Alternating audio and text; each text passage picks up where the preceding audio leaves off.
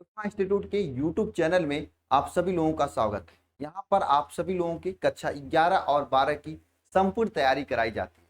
आप सभी लोग अल्फा इंस्टीट्यूट के न्यू बैच से जुड़ने के लिए मोबाइल नंबर 930-577-1375 पे कॉल करें या फिर अल्फा इंस्टीट्यूट का एप्लीकेशन को डाउनलोड करें और न्यू बैच को ज्वाइन करें, जहां पर आपको नई क्लासेज स्टार्टिंग से चैप्टर 1 से दी जाती हैं और लाइव क्लासेज होती हैं। लाइव क्लास का आपको पीडीएफ नोट्स, डीपीपी, असाइनमेंट दी जाती है। साथ में अगर आपको कुछ नहीं समझ में आता तो उसके लिए लाइव डाउट क्लासेस भी दी जाती है, जिससे आपकी तैयारी बेहतर हो सके और आप बिना कोचिंग के भी एक अच्छा परसेंटेज प्राप्त कर सकें और गांव में रहकर, घर में रहकर एक अच्छे नंबर से पास करें और अपने सपनों को पूरा करें। सभी को जय मां सरस्वती। धन्यवाद।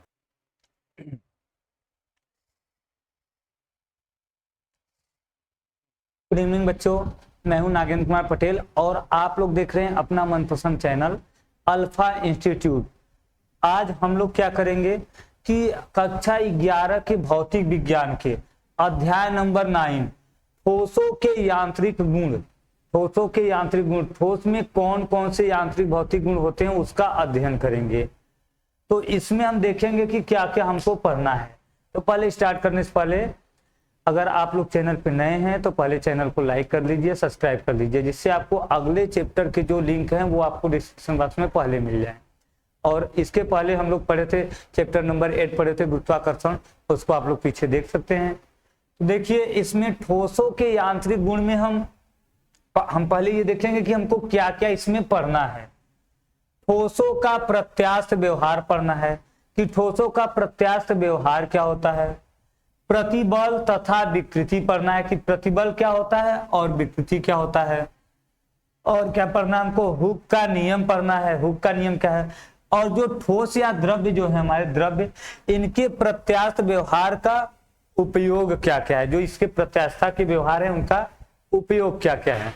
तो ये इतना हम आज के इस चैप्टर में देखेंगे और पूरा एक चैप्टर एक ही वीडियो में पूरा कंप्लीट कर देंगे। तो आप लोग बिना मिस किए इसको अच्छे से देखिए। इसमें हम लोग क्या करेंगे, ये बहुत ही इंटरेस्टिंग चैप्टर है हमारे, क्योंकि हमारे व्यवहार से, हमारे दैनिक जीवन से जुड़ा हुआ है। उसका हमें पढ़ना है कि उसके क्या क्या उपयोग है, कैसे उसके प्रत्यास्थ, उस पर क्या क्या बल लगते हैं। तो चलिए हम स्टार्ट करते हैं चैप्टर को।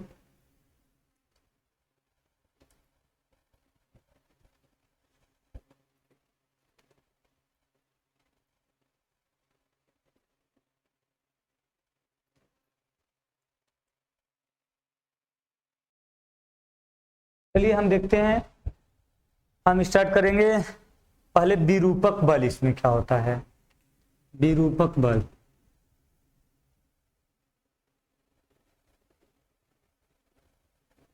हम सबसे पहले देखेंगे कि विरूपक बल क्या होता है, किसे कहते हैं विरूपक बल। देखिए विरूपक बल क्या होता है हमारा, कि किसी वस्तु पर बल लगाया जाता है तो वह वस्तु क्या होती है, अपनी आकार और जो आयतन है उसकी स्थिति, उसमें क्या कर देता है, परिवर्तन कर देता है। वस्तु पर बल लगाने से वस्तु का आकार और आयतन परिवर्तित हो जाता है, लेकिन जब बल हटाने पर वह अपने प्रारंभिक आकार और आयतन में वापस आ जाता है तो इसे क्या कहते हैं, विरूपक बल। तो हम कहेंगे वह बल जिसे किसी वस्तु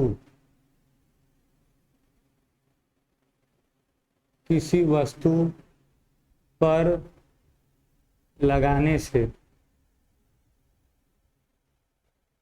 उसका आकार और आयतन बदल जाता है।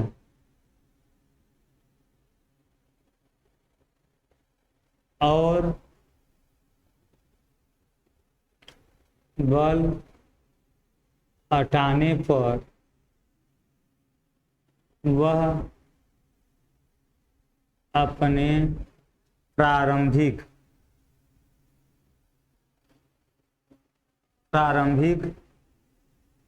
आकार व आयतन में वापस आ जाता है, आ जाता है। देखिए विरूपक बल क्या है? वह बल जिसे किसी वस्तु पर लगाने से वस्तु का उसका आकार और आयतन दोनों क्या हो जाता है? बदल जाता है, परिवर्तित हो जाता है। और बल जब हटा लेते हैं, बल हटाने से वह अपने प्रारंभिक और आकार में क्या होता है? प्रारंभिक आकार और आयतन में वापस आ जाता है। मतलब किसी वस्तु पर हम ऐसा बल लगाएं कि उस बल से वस्तु का आकार और आयतन दोनों परिवर्तित हो जाए, लेकिन फिर बल हटाने पर वस्तु पुनः अपने जो प्रारंभिक, जो पहले का उसका क्या था आकार और आयतन है, उसमें वापस आ जाए, तो इसको हम क्या कहते हैं? विरूपक बल कहते हैं। अब देखिए विरूपक बल के बाद हम देखेंगे कि प्रत्यास्थता क्या होता है।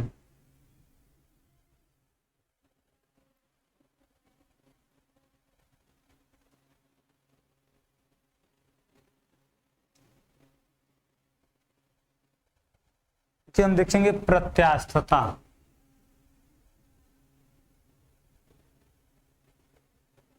प्रत्यास्थता, प्रत्यास्थता।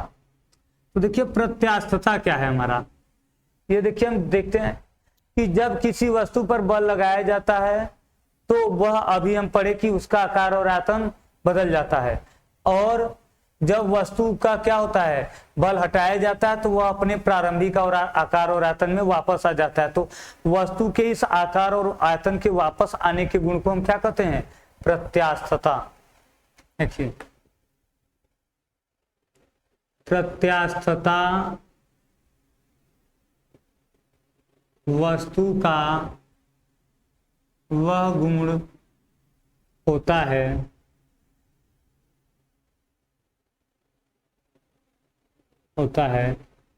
जिसे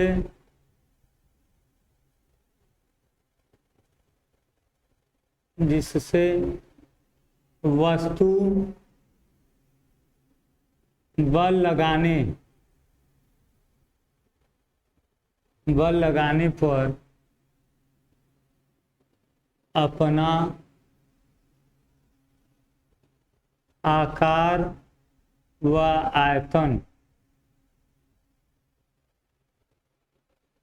परिवर्तित कर देता है और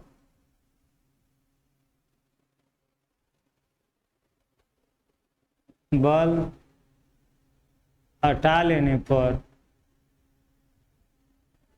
पुनः वापस अपने आकार व आयतन में आ जाता है। तो देखिए प्रत्यास्थता क्या है? प्रत्यास्थता किसी वस्तु का गुण होता है। प्रत्यास्थता किसी वस्तु का वह गुण होता है जिससे वस्तु बल लगाने पर अपना आकार और आयतन दोनों क्या कर देता है? परिवर्तित कर देता है, लेकिन और बल हटा लेने पर पुनः वापस अपने आकार और आयतन में क्या होता है? आ जाता है या परिवर्तित हो जाता है। मतलब किसी वस्तु पर बल लगाते हैं तो उसका आकार और आयतन क्या होता है? परिवर्तित हो जाता है, और जब बल हटा लेते हैं तो वह अपने प्रारंभिक आकार और आयतन में वापस आ जाता है। वस्तु के इस गुण को, जिसके कारण वह अपना आकार और आयतन परिवर्तित करता है और पुनः बल हटाने पर वापस आता है, इस गुण को हम क्या कहते हैं? प्रत्यास्थता कहते हैं। अब देखिए प्रत्यास्थता के अगर हम उदाहरण देखेंगे तो उदाहरण क्या है इसमें?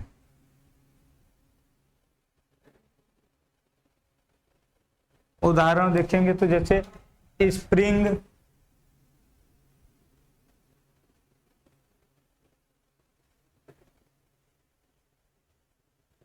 का खींचना, रबर का खींचना।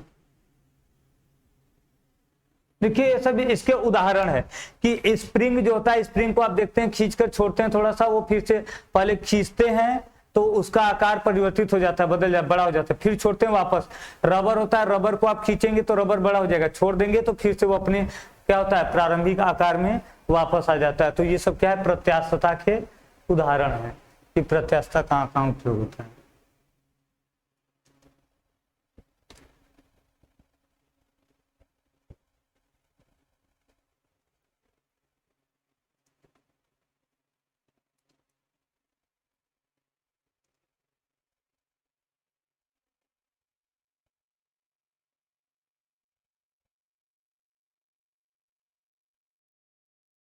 तो अब देखिए प्रत्यास्थता हो गया, तो प्रत्यास्थता के आधार पर वस्तुएं तीन प्रकार की होती हैं। देखिए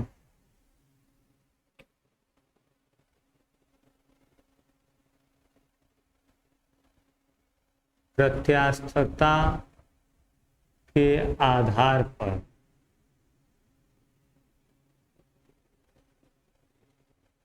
वस्तु तीन प्रकार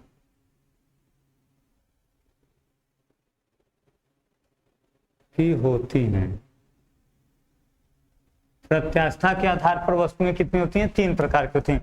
कौन कौन सी होती हैं? देखिए पहला है हमारा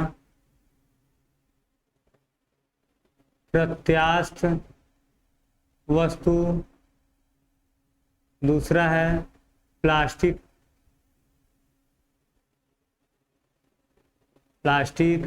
और तीसरा है दृढ़ वस्तु।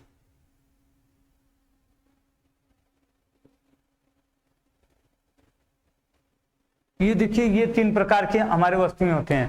पहला होता है प्रत्यास्थ वस्तु, दूसरा क्या होता है प्लास्टिक और तीसरा क्या होता है हमारा दृढ़ वस्तुएं। ये तीन प्रकार की देखिए वस्तुएं होती है हमारे प्रत्यास्थता के आधार पर। अब हम तीनों को अलग अलग देखेंगे क्या होता है। देखिए तो पहले हम देखेंगे प्रत्यास्थ वस्तु क्या होती है।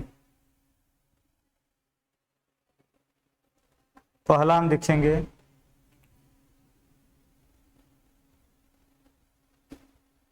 प्रत्यास्थ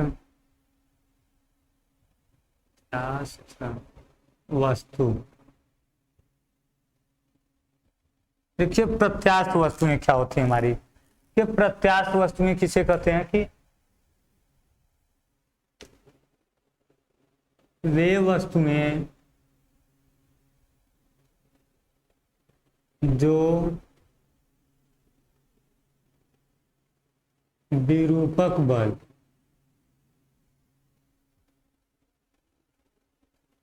हटा लेने पर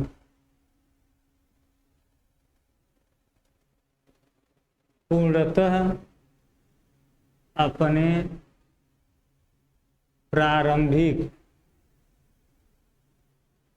आकार व आयतन में वापस आ जाती हैं। देखिए प्रत्यास्थ वस्तु क्या होती हैं? वे वस्तुएं जो विरूपक बल हटा लेने पर पूर्णतः अपने प्रारंभिक आकार व आयतन में वापस आ जाती हैं, उन्हें क्या कहते हैं हम? प्रत्यास्थ वस्तुएं या पूर्णतः प्रत्यास्थ वस्तुएं कहते हैं। जैसे में वही रहेगा हमारा। देखिए जैसे में क्या क्या रहेगा? देखिए हमारा जैसे में वही है रबर,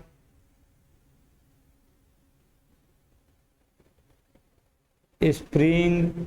ये देखिए ये सब क्या होते हैं? ये पूर्ण रूप से अपने प्रारंभिक आकार और आयतन में वापस आ जाते हैं। तो ये सब क्या कहलाएंगे हमारे? ये हमारे कहलाएंगे प्रत्यास्थ वस्तुएं। वे वस्तुएं जो विरूपक बल हटा लेने पर अपने प्रारंभिक आकार और आयतन में क्या होते हैं? वापस लौट आते हैं, वापस आ जाते हैं, उन्हें क्या कहते हैं हम? प्रत्यास्थ वस्तुएं कहते हैं। जैसे रबर, स्प्रिंग, ये सब है। दूसरा क्या है हमारा? दूसरा देखिए है प्लास्टिक वस्तुएं।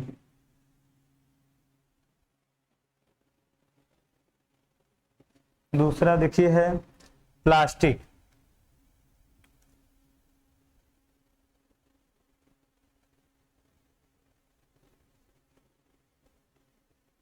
प्लास्टिक क्या होता है? देखिए प्लास्टिक वस्तुएं क्या होती हैं? देखिए प्लास्टिक वस्तुएं आपकी ऐसी वस्तुएं होती हैं जो विरूपक बल हटा लेने पर पूर्ण रूप से अपने प्रारंभिक आकार और आयतन में वापस नहीं आ सकती हैं, नहीं आ पाती हैं। वो आती तो है वापस, मतलब जब विरूपक बल हटाएंगे उनमें तो वो भी अपने क्या होती हैं? आकार में वापस आती हैं, लेकिन पूर्ण रूप से नहीं आ पाते हैं।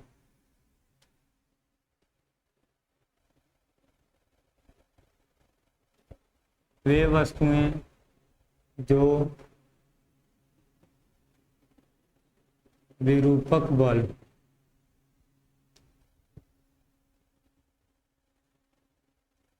हटा लेने पर पूर्णतः अपने प्रारंभिक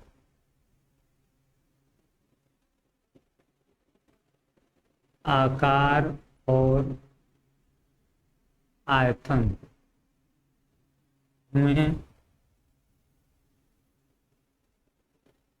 वापस नहीं आती।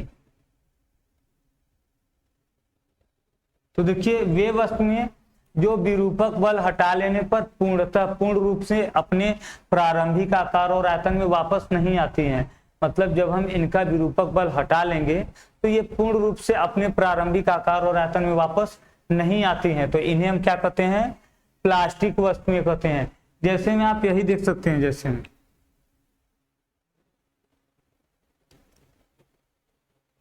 जैसे में तो एक यही है, प्लास्टिक है, पॉलीथीन।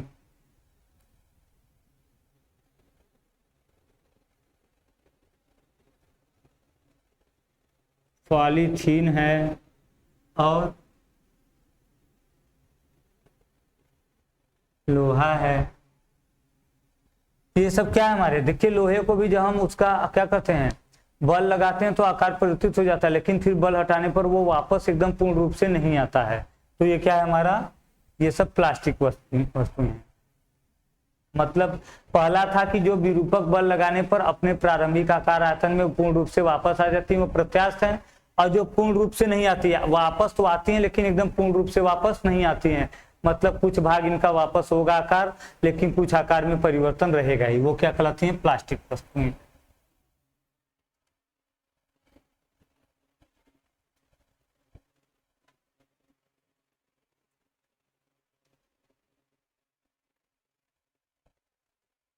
तीसरा देखिए क्या है? तीसरा है हमारा दृढ़ वस्तुएं।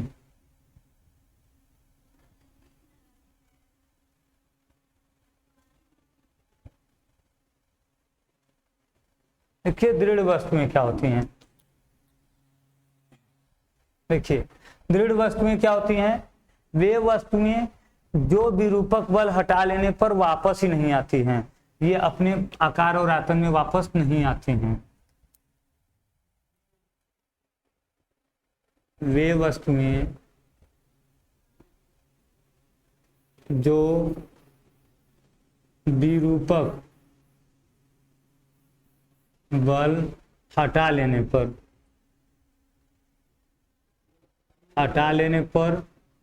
अपने प्रारंभिक आकार व आयतन में वापस नहीं आती।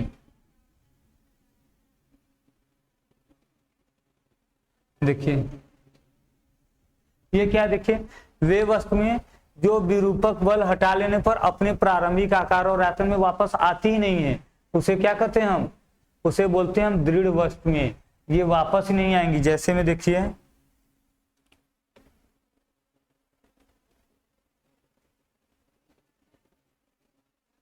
जैसे में हमारा मिट्टी, लकड़ी, और हम क्या ले सकते हैं? मिट्टी हो गया, लकड़ी हो गया। ये सब देखिए वापस नहीं आती। जब इसका मिट्टी हो, लकड़ी हो, या ईंट पत्थर कुछ भी हो, पत्थर, तो इन सब का जब हम आकार बदल देते हैं, इस पे बल लगाएंगे, जैसे मान लीजिए कि लकड़ी है या पत्थर है, बल लगाते हैं तो उस पत्थर का आकार बदल तो जाएगा, लेकिन फिर बल हटाएंगे तो वो वापस फिर से उसी आकार में नहीं आएगा। तो ये क्या कहलाता है? हमारा दृढ़ वस्तु कहलाता है। चलिए, ये हो गया हमारा प्रत्यास्थ और प्लास्टिक और दृढ़ वस्तुएं। दृढ़ वस्तुओं को हम अप्रत्यास्थ भी बोल सकते हैं। जो दृढ़ वस्तुएं हैं इनको हम अप्रत्यास्थ का नाम भी दे सकते हैं। देखिए अब हम देखेंगे प्रत्यास्थता की सीमा। प्रत्यास्थता देख लिए, प्रत्यास्थता के आधार पर वस्तुएं 3 प्रकार की देख लिए। अब हम देखेंगे प्रत्यास्थता की सीमा। प्रत्यास्थता की सीमा देखिए, प्रत्यास्थता की सीमा देखिए क्या होती है। प्रत्यास्थता की सीमा होती है, हमने अभी देखा कि जब किसी वस्तु पर बाह्य बल लगाते हैं तो वस्तु क्या करता है, अपना आकार परिवर्तित कर देता है। और जब वो बाह्य और विरूपक जो बल होता है, विरूपक बल हम हटा लेते हैं तो वस्तु अपने प्रारंभिक अवस्था में वापस आ जाती है। लेकिन हमेशा तो आएगा नहीं। ऐसा तो है कि नहीं कि स्प्रिंग है, स्प्रिंग को बहुत ज्यादा खींच दिए एकदम, फिर भी वो वापस आ जाए, ऐसा तो हो नहीं सकता है। तो इसका एक निश्चित रेंज होता है कि इतना बल लगाने पर, बल का कुछ मान होता है कि किसी वस्तु पर हम इस नियत तक बल लगाएंगे तो वस्तु अपने प्रारंभिक अवस्था में वापस आ जाएगा, और यदि उससे अधिक बल लगा देंगे तो वस्तु अपने प्रारंभिक अवस्था में वापस नहीं आएगा। तो हम कहेंगे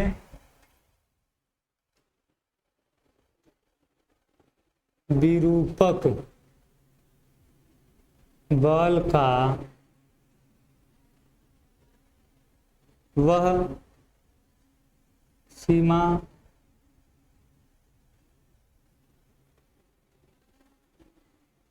जिसके अंतर्गत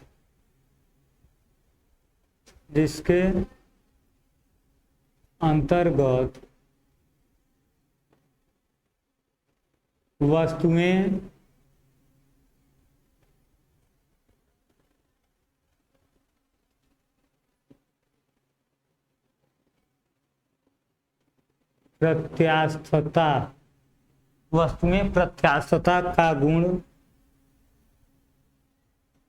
रखती हैं।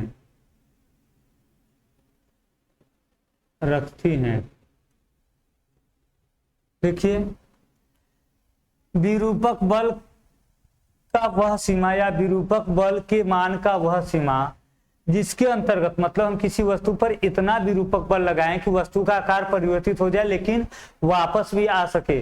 तो अगर हम इतना बल लगा देंगे अधिक बल तो वो वापस नहीं आएगा, तो वो प्रत्यास्थता की सीमा के बाहर हो गया। मतलब किसी वस्तु पर लगाए गए विरूपक बल का वह अधिकतम मान जिस मान तक वस्तु प्रत्यास्थता का गुण का पालन करती है, या तो अपने प्रारंभिक अवस्था में वापस आ सकती है, आ जाती है, उसे हम क्या कहते हैं, प्रत्यास्थता की सीमा कहते हैं। सबसे अधिक प्रत्यास्थ वस्तु कौन होती है, देखिए सबसे अधिक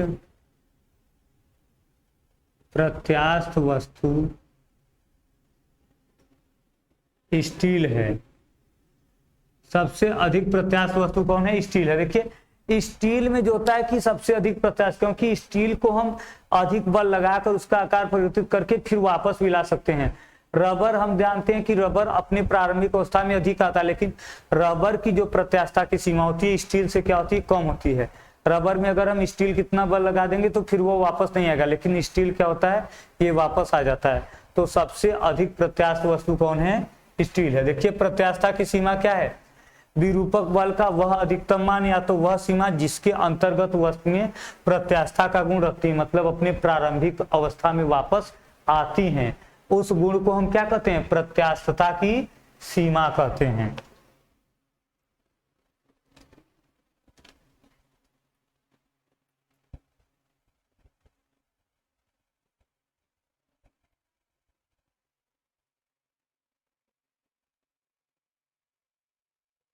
अब हम देखेंगे प्रतिबल क्या होता है।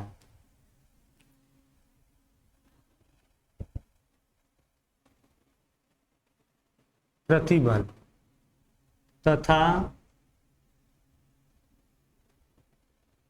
प्रत्यानयन बल।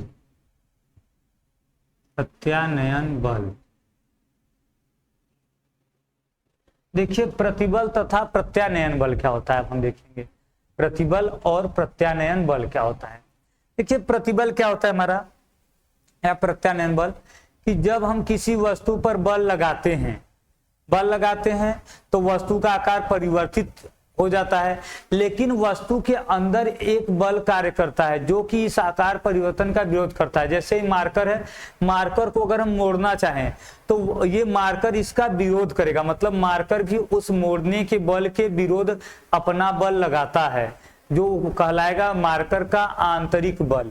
मतलब जब हम किसी वस्तु पर बल लगाते हैं उसका आकार परिवर्तन करने के लिए, तो वस्तु के अंदर से भी एक बल उसके विपरीत कार्य करता है। हमें उस बल से अधिक बल लगाते हैं तब उसका आकार परिवर्तित होता है। मार्कर कोई अगर मोड़ना चाहे तो मार्कर भी रोक रहा है, अब हम इससे अधिक बल लगाएंगे तब मार्कर मुड़ेगा। मतलब कि जब किसी वस्तु पे बल लगाते हैं तो वस्तु के अंदर से भी उसके उस बल के विपरीत एक बल कार्य करता है, जिसे हम क्या कहते हैं, प्रत्यानयन बल कहते हैं। देखिए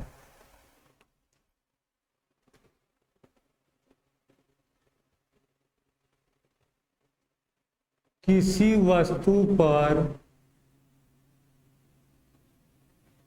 विरूपक बल लगाने पर वस्तु के अंदर से विरूपक बल के विरुद्ध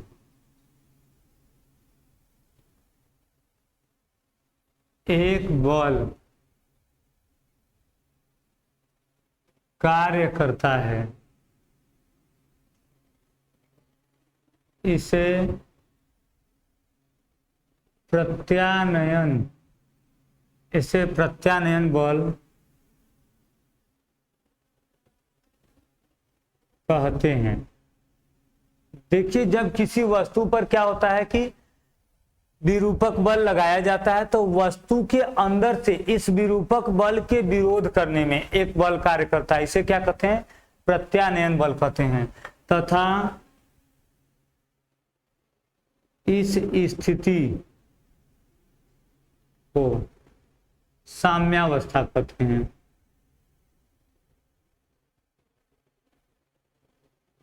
साम्यावस्था कहते हैं, इस स्थिति को क्या कहेंगे, साम्यावस्था। अब ये तो हमारा हो गया देखिए प्रत्यानयन बल, कि जब किसी वस्तु पर विरूपक बल लगाते हैं तो वस्तु के अंदर से विरूपक बल के विरुद्ध इस आकार परिवर्तन का विरोध करने के लिए एक बल कार्य करता है, इसे हम क्या कहते हैं, प्रत्यानयन बल। तथा इस स्थिति को जब दोनों बल बराबर होंगे तो उसे हम क्या कहेंगे, साम्यावस्था। तो देखिए आगे हम क्या लिखेंगे, साम्यावस्था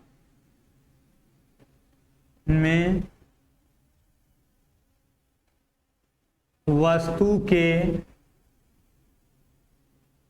एकांक क्षेत्रफल पर लगने वाला प्रत्यानयन बल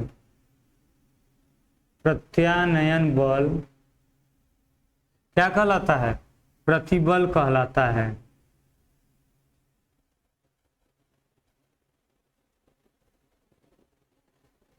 प्रतिबल कहलाता है। देखिए तो प्रतिबल बराबर कितना आ जाएगा हमारा, प्रतिबल बराबर प्रत्यानयन बल बटे क्षेत्रफल,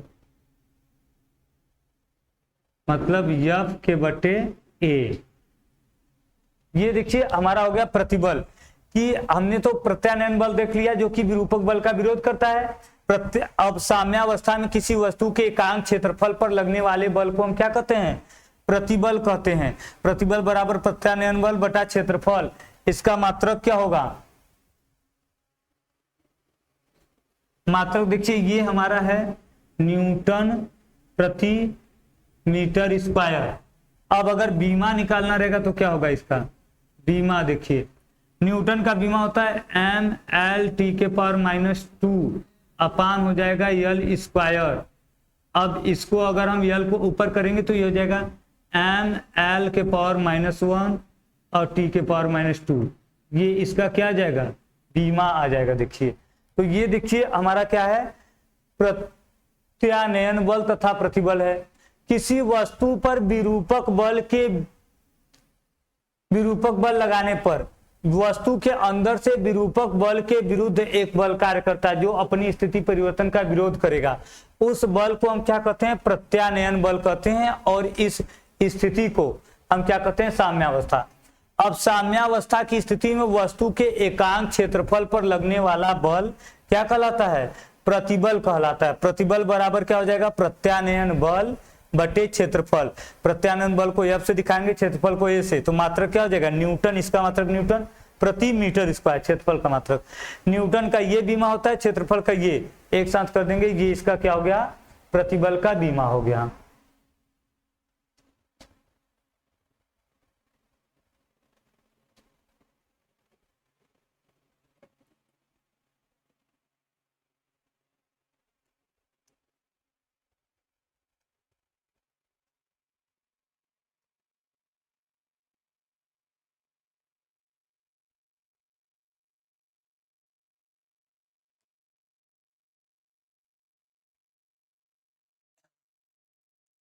तो देखिए अब हम लोग देखेंगे कि प्रतिबल के प्रकार, हम लोग प्रतिबल पढ़े थे, अब क्या देखेंगे, प्रतिबल के प्रकार।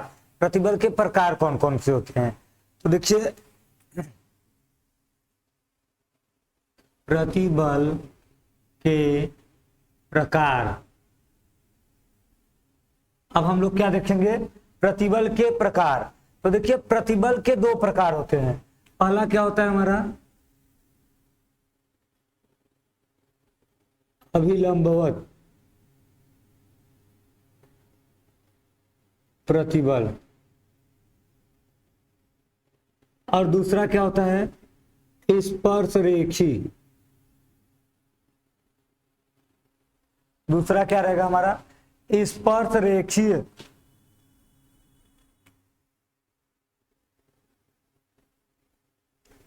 स्पर्श रेखीय प्रतिबल। देखिए ये दो प्रकार के हमारे प्रतिबल होते हैं। हमने अभी प्रतिबल पढ़ा था कि प्रतिबल क्या होता है, एकांक क्षेत्रफल पर लगने वाला बल क्या कहलाता है, प्रतिबल। प्रतिबल बराबर बल बटा क्षेत्रफल। अब हम देखेंगे कि प्रतिबल के प्रकार कौन कौन से हैं, कौन कौन से प्रकार हैं। तो प्रतिबल दो प्रकार के होते हैं, अभिलंबवत प्रतिबल और स्पर्श रेखी प्रतिबल। अब हम देखेंगे कि अभिलंबवत प्रतिबल क्या होता है। इसमें हम दोनों को अलग अलग पढ़ेंगे। देखिए हम पहले पहला स्टार्ट करते हैं, अभिलंबवत प्रतिबल।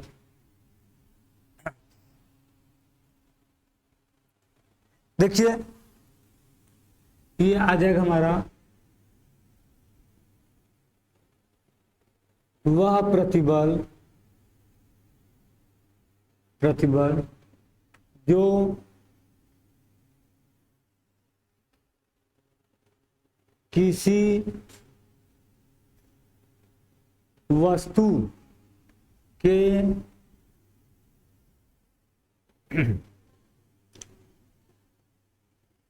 क्षेत्र के लंबवत होता है, उसे अभिलंबवत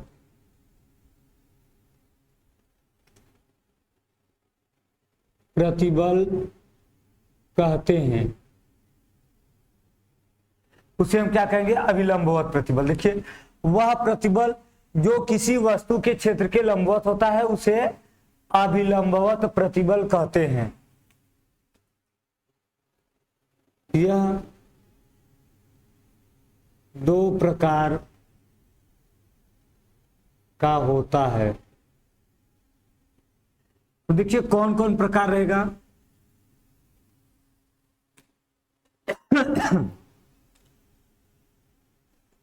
तनन और दूसरा क्या होगा, संपीड़न। देखिए ये दो प्रकार के हमारे अभिलंबवत प्रतिबल होते हैं, तनन का और संपीड़न का। पहले तो अभिलंबवत प्रतिबल क्या होता है कि वह प्रतिबल जो किसी वस्तु के क्षेत्र के लंबवत दिशा में होता है उसे क्या कहते हैं? अभिलंबवत प्रतिबल। अब ये जो अभिलंबवत प्रतिबल है ये हमारा दो प्रकार का होता है, तनन का होता है और संपीड़न का। तनन मतलब तनने का, तो किसी वस्तु पर लगाया गया वह बल जिसके द्वारा वस्तु की लंबाई में क्या होती है? वृद्धि हो जाती है, उसका आकार बढ़ जाता है, लंबाई वृद्धि हो जाती है, उसे हम क्या कहते हैं? अभिलंबवत प्रतिबल। और संपीड़न क्या होगा? वह प्रतिबल जिसके द्वारा किसी वस्तु के आकार में कमी हो जाए, उसका लंबाई कम हो जाए। जैसे स्प्रिंग है, रबर है, रबर को हम खींचते हैं तो उसका लंबाई बढ़ जाता है, और जब उसको दबाएंगे तो क्या होगा? उसका लंबाई घट जाएगा। तो जब बल द्वारा वस्तु की लंबाई बढ़ती है तो उसे हम क्या बोलते हैं? तनन का बल। मतलब वो ताना जाता है, वस्तु को तान देते हैं तो वो क्या होता है? तन जाएगा, बढ़ जाएगा। और संपीड़न क्या होता है? सिकुड़ना। जब वस्तु को दबाते हैं, प्रेशर करते हैं तो क्या करता है? सिकुड़ जाता है, उसकी लंबाई कम हो जाती है। तो ये हमारा होता है संपीड़न का। अब हम देखिए दोनों को अलग अलग देखेंगे।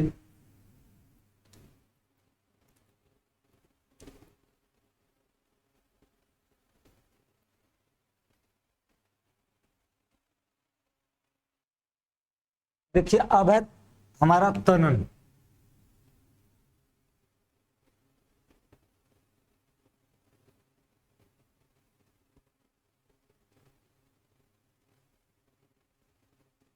ये तनन प्रतिबल, इसका देखिए नाम ही है, तनन मतलब तनना, फैल जाना। तो लिखेंगे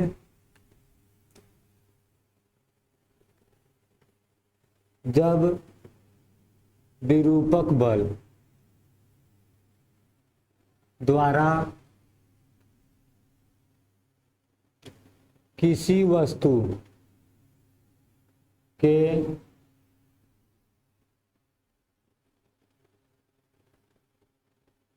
लंबाई में वृद्धि हो जाती है तो उसे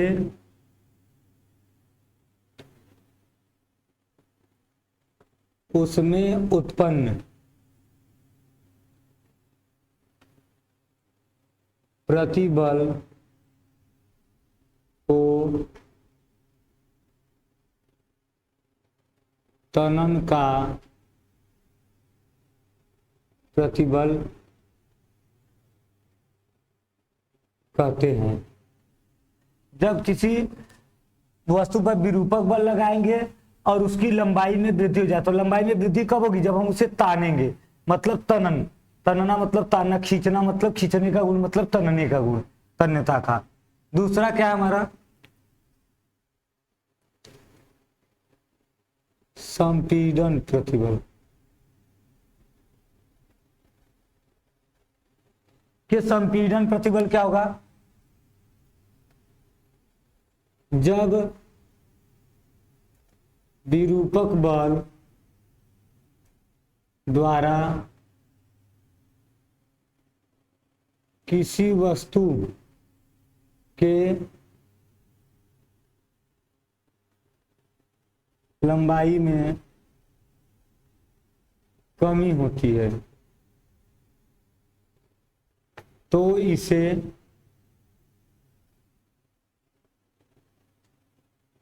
संपीड़न बल कहते हैं। ये आ जाएगा। देखिए संपीड़न बल क्या होता है? जब विरूपक बल द्वारा किसी वस्तु के लंबाई में कमी होती है तो उसे हम क्या कहते हैं? संपीड़न बल।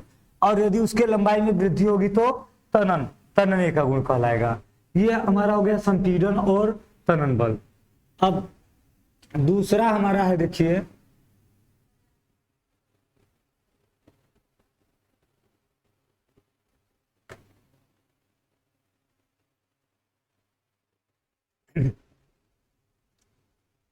अगर आप लोगों को नोट चाहिए होता है तो आप लोग स्क्रीनशॉट ले सकते हैं, स्क्रीनशॉट लेते रहिएगा।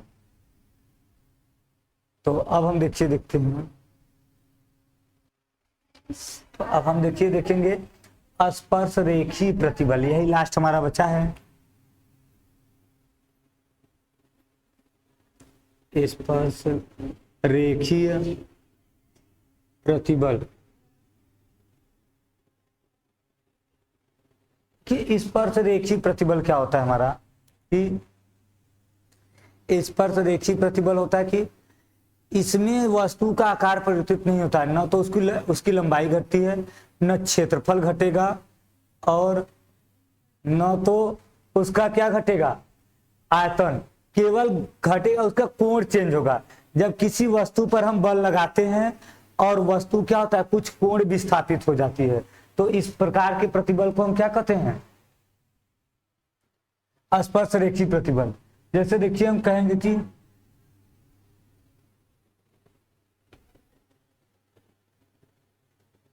किसी वस्तु पर बल लगाने से ऐसा इसके ऊर्ध्वाधर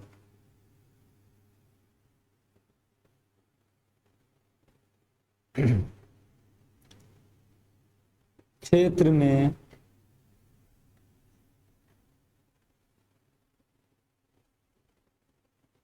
ऊर्ध्वाधर क्षेत्र कुछ कोण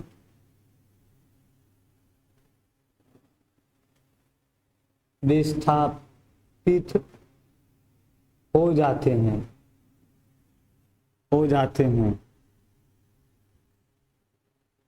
तो इसे स्पर्शरेखीय प्रतिबल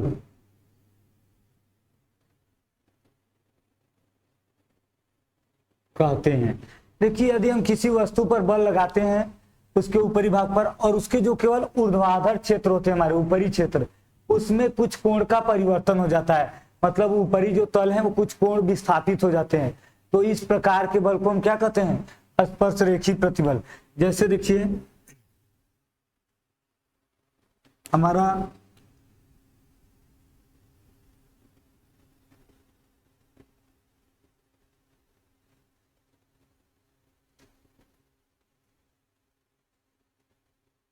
ये क्या है, बॉक्स है। अगर हम इस बॉक्स पे, इस भाग पे बल लगाते हैं, और इस भाग पे अगर हम बल लगाते हैं, और ये जो हमारा भुजा है ये विस्थापित तो हो जाता है। कैसे हो जाता है, देखिए ये भुजा आ जाता यहां और ये भुजा आ जाता है यहां, थीटा कोण ये क्या हो गया, विस्थापित, यहां भी थीटा कोण हो गया। और ये वाला जो भाग है हमारा, ये भुजा ये आ जाता है यहां, और ये भुजा आ जाता है यहां। तो देखिए ये भाग भी क्या हो गया, थीटा कोण विस्थापित हो गया। जब किसी वस्तु पर बल लगाते हैं और इसके केवल ऊपरी भाग में विस्थापन होता है, केवल जो ऊर्ध्वाधर अक्ष है, ऊर्ध्वाधर जो क्षेत्र है, इसी में कुछ कोण केवल विस्थापन हो जाता है, कुछ कोण ये झुक जाएगा इधर या उधर, तो इस प्रकार के बल को हम क्या कहते हैं, स्पर्शरेखी प्रतिबल कहते हैं, स्पर्शरेखी प्रतिबल।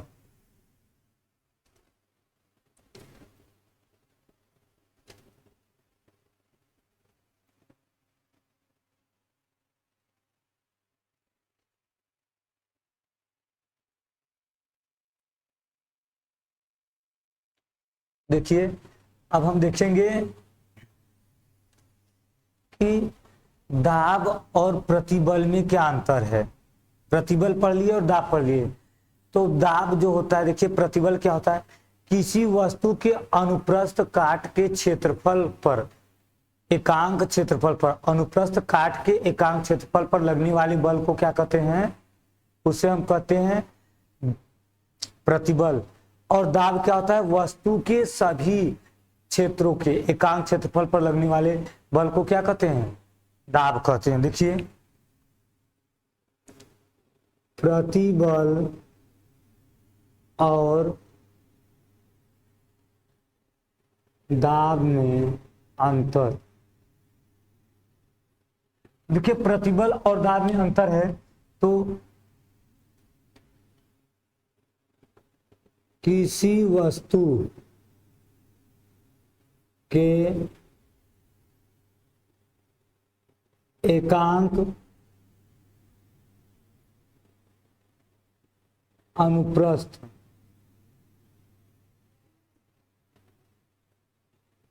एकांक अनुप्रस्थ, एकांक अनुप्रस्थ क्षेत्रफल पर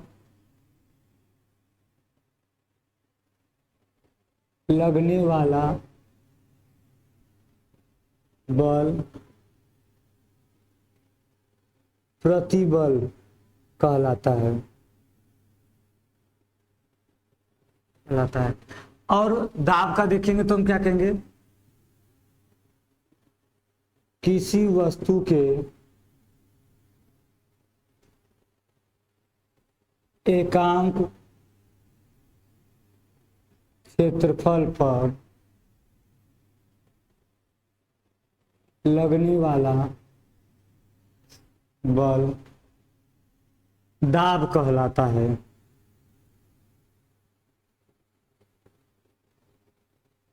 देखिए, किसी वस्तु के एकांक अनुप्रस्थ काट के क्षेत्रफल पर लगने वाला बल क्या कहलाता है, प्रतिबल कहलाता है। और वस्तु के जैसे ये हमारा क्या है, ये एक मार्कर है, मान लीजिए क्षेत्रफल है, इसको हम लंबाई के अनुदिश ऐसे काट देते हैं, काट देंगे तो ये जो क्षेत्रफल बनेगा ये क्या कहलाएगा हमारा, ये हमारा कहलाएगा अनुप्रस्थ काट का क्षेत्रफल। इसके एकांक भाग पर लगने वाला बल क्या कहलाता है, प्रतिबल।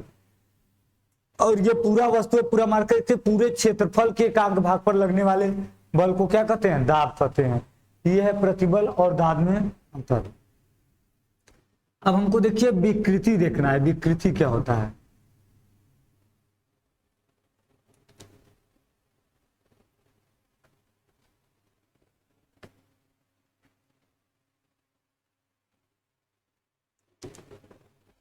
देखिए, तो विकृति देखिए क्या होता है।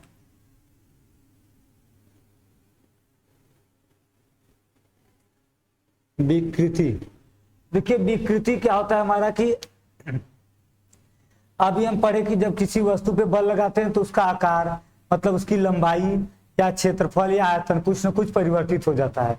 तो जो उसमें परिवर्तन होता है और जो वास्तविक होता है उसका मान, उसके अनुपात को हम क्या कहते हैं, विकृति कहते हैं। मतलब सीधे सीधे कहते थे किसी वस्तु पर प्रतिबल लगाने से भिन्नात्मक परिवर्तन को क्या कहते हैं, विकृति।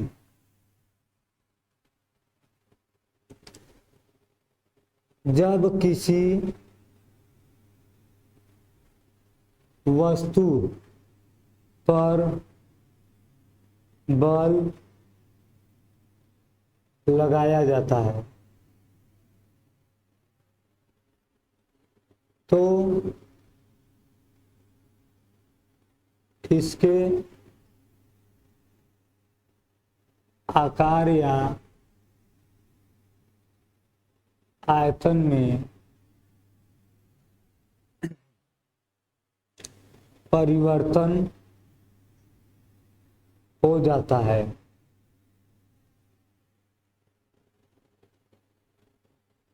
वस्तु में होने वाले भिन्नात्मक परिवर्तन को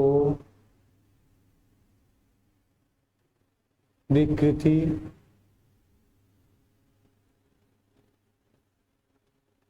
कहते हैं। तो देखिए, जब किसी वस्तु पर बल लगाया जाता है तो वो क्या होता है, वो हमारा जो है कि परिवर्तित हो जाता है, उसका आकार परिवर्तित होगा या आयतन, जैसे लंबाई बढ़ सकता है, उसका क्षेत्रफल बढ़ सकता है या घट सकता है, या तो आयतन ही घट बढ़ सकता है। तो इसमें होने वाले भिन्नात्मक परिवर्तन को हम क्या कहते हैं, विकृति कहते हैं। तो विकृति देखिए 3 प्रकार की होती है। विकृति 3 प्रकार की होती है। देखिए, पहला जो है ये अनुदैर्ध्य, और दूसरा क्या है, अनुप्रस्थ, और तीसरा हमारा है आयतनात्मक। देखिए 3 प्रकार की हमारी क्या होती है, विकृति होती है। विकृति हमने देखा क्या है, विकृति है कि जब किसी वस्तु पर बल लगाया जाता है, जब किसी वस्तु पर बल लगाया जाता है तो वस्तु का आकार, आयतन, लंबाई कुछ क्या होता है, परिवर्तित हो जाता है, या तो घट जाएगा या तो बढ़ जाएगा। जब हम तन्यता का गुण लगाएंगे तो बढ़ जाएगा, और जब उसको दबाएंगे, संपीड़न करेंगे, संपीड़न का गुण, तो क्या होगा, घट जाएगा, तो परिवर्तित हो जाता है। तो वस्तु में होने वाले भिन्नात्मक परिवर्तन को हम क्या कहते हैं, विकृति कहते हैं। विकृति 3 प्रकार की होती है, अनुदैर्ध्य विकृति, अनुप्रस्थ विकृति और आयतनात्मक विकृति। अब हम इन तीनों को देख लेते हैं कि ये तीनों विकृतियां क्या क्या हैं। देखिए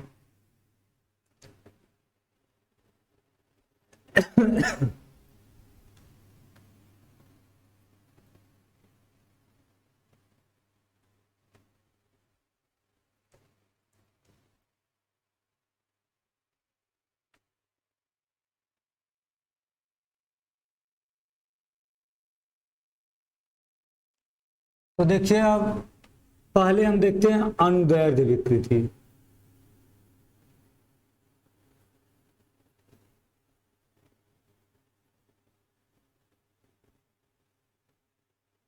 देखिए अनुदैर्ध्य विकृति क्या होती है।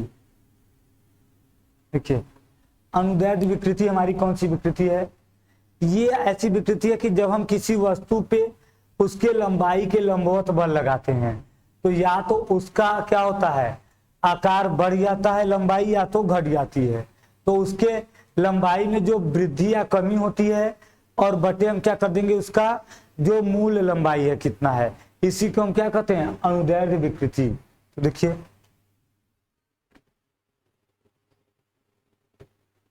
जब किसी वस्तु पर लंबाई के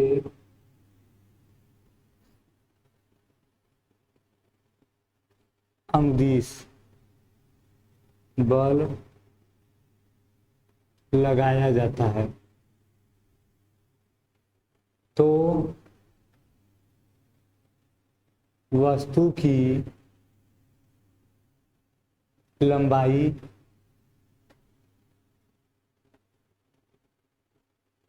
बढ़ जाती है या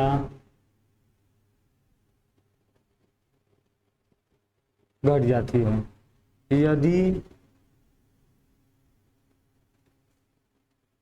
किसी तार की लंबाई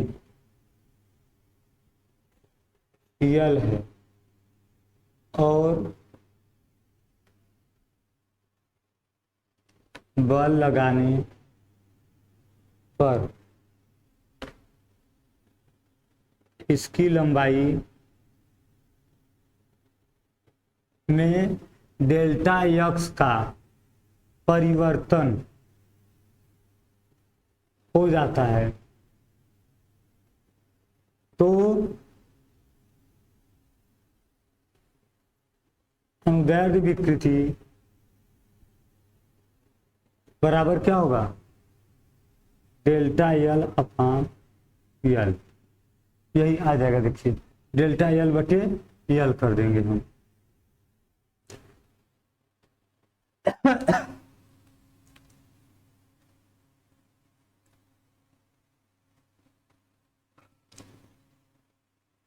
देखिए हम क्या कर रहे हैं कि जब किसी वस्तु पर उसके लंबाई के अनुदिश, लंबाई के लंबवत बाहर की तरफ या लंबाई के अंदर बल लगाया जाता है तो वस्तु की लंबाई बढ़ जाती है या फिर घट जाएगी।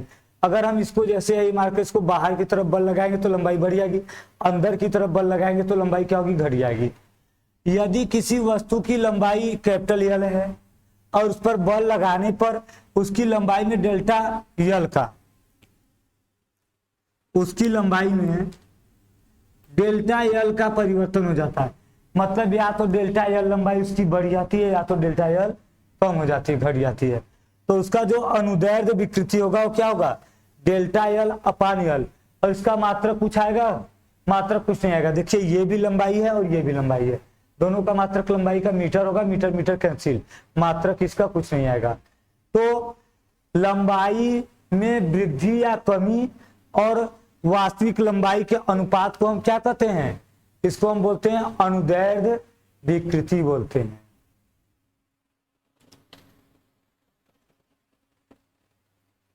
अनुदैर्ध्य विकृति बोलते हैं। देखिए इसके बाद देखिए क्या है, इसको हम बोलते हैं अनुदैर्ध्य विकृति। अब देखिए अगला क्या है हमारा,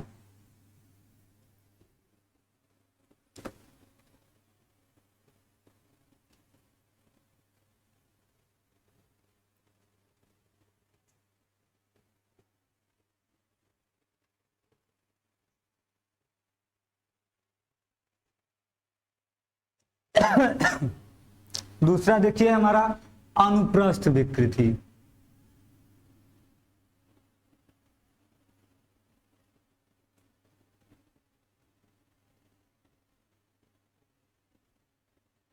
अनुप्रस्थ विकृति, तो देखिए अनुप्रस्थ विकृति में क्या होता है कि वस्तु का क्षेत्रफल परिवर्तित हो जाता है, उसका आयतन। तो ये जैसे गुब्बारा देखते हैं, गुब्बारे को हम बल लगाते हैं, खींचेंगे या दबाएंगे तो उसका आकार बदल जाता है, क्षेत्रफल बदल जाएगा, लेकिन जो आयतन है वो बराबर रहेगा। क्षेत्रफल, उसका लंबाई चौड़ाई सब बदल जाएगा, लेकिन उसका जो हमारा क्या होता है आयतन होता है वो क्या होता है, निश्चित होता है। तो हम कहेंगे जब किसी वस्तु पर बल लगाया जाता है और वस्तु का क्षेत्रफल परिवर्तित हो जाता है, तो क्षेत्रफल में परिवर्तन और वस्तु के प्रारंभिक क्षेत्रफल के अनुपात को हम क्या कहते हैं, इसको बोलते हैं अनुप्रस्थ विकृति। देखिए जब किसी वस्तु पर बल लगाने से वस्तु का क्षेत्रफल परिवर्तित हो जाए,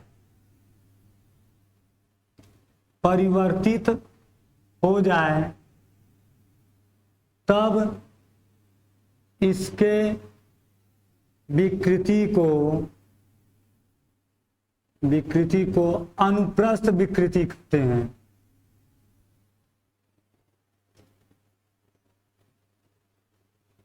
हैं।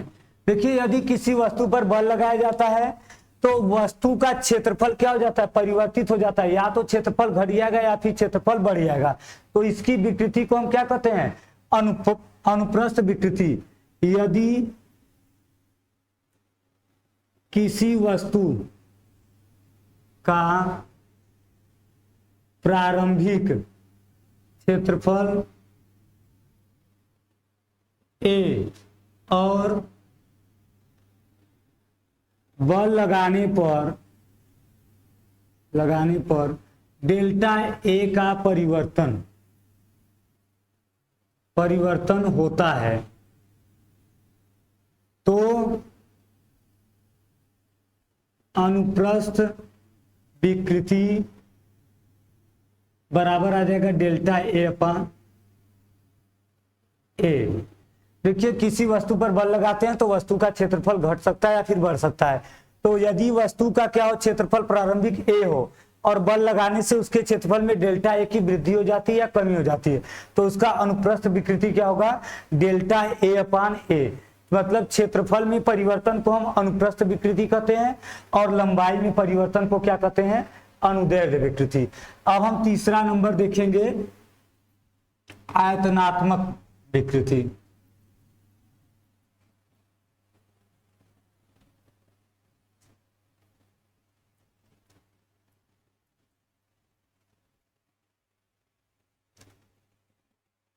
देखिए तीसरा हमारा नंबर है आयतनात्मक विकृति।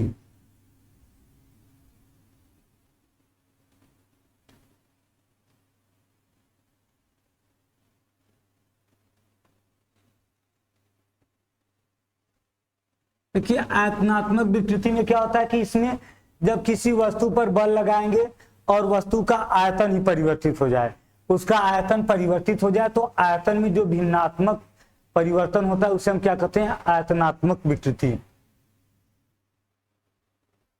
किसी वस्तु में बल लगाने पर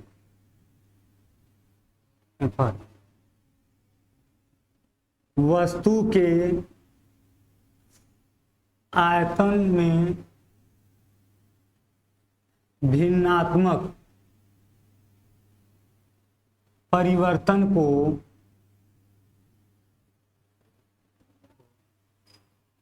आयतनात्मक विकृति कहते हैं।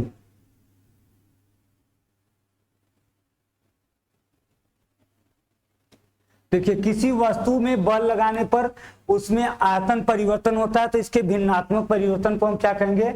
आयतनात्मक विकृति। यदि वस्तु का प्रारंभिक आयतन भी और बल लगाने पर इसके आयतन में डेल्टा भी का परिवर्तन होता है तो आयतनात्मक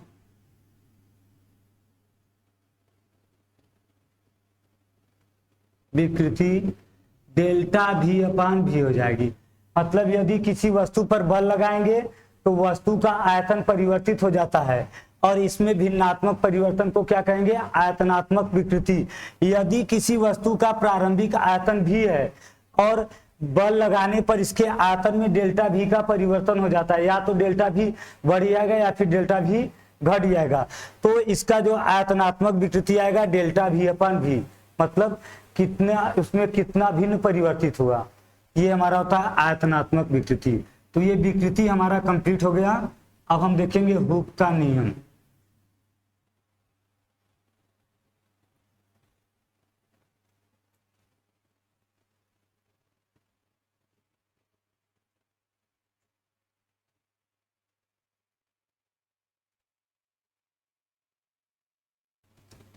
तो अब हम देखिए, अब हम देखेंगे हुक का नियम। हुक का नियम क्या होता है? देखिए, हुक का नियम,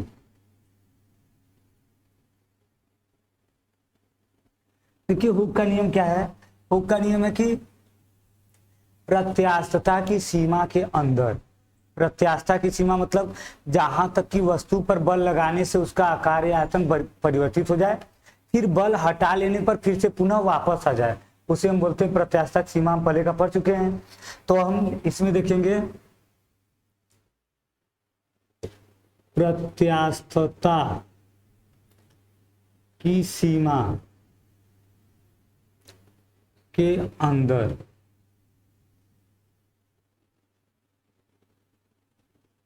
किसी वस्तु पर लगाया गया प्रतिबल वस्तु के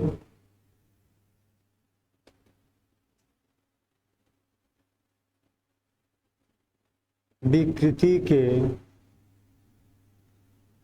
समानुपाती होता है, समानुपाती होता है। देखिए ये क्या होता है?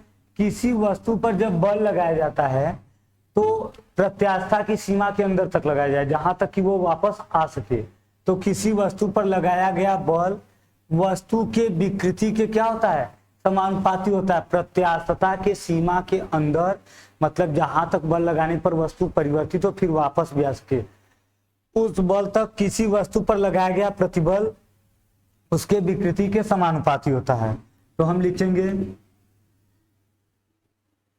प्रतिबल समानुपाती विकृति। तो यहां से हम लिख देंगे प्रतिबल बराबर E इंटू विकृति। E बराबर क्या हो जाएगा? प्रतिबल बटे विकृति, ये आ जाएगा।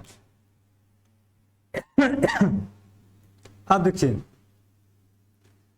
जहां ई एक नियतांक है, जहां ई क्या है, एक नियतांक है, जहां ई एक नियतांक है, इसे प्रत्यास्थता गुणांक कहते हैं। देखिए ई क्या है, एक नियतांक है, इसे हम क्या कहते हैं, प्रत्यास्थता गुणांक कहते हैं। देखिए हुक का नियम क्या है, हुक के नियम के अनुसार प्रत्यास्थता की सीमा के अंदर किसी वस्तु पर लगाया गया प्रतिबल वस्तु में उत्पन्न विकृति के समानुपाती होता है। तो प्रतिबल अनुक्रमानुपाती का चिन्ह के विकृति लिख देंगे। जब समानुपाती का चिन्ह हटाकर बराबर करते हैं तो कोई ना कोई नियतांक लगाते हैं, ई लगा दिए, ई बराबर हो जाएगा प्रतिबल बटा विकृति। जहां ई एक नियतांक है, इसे हम क्या कहते हैं, प्रत्यास्थता गुणांक कहते हैं। इसका मात्रक क्या होगा, देखिए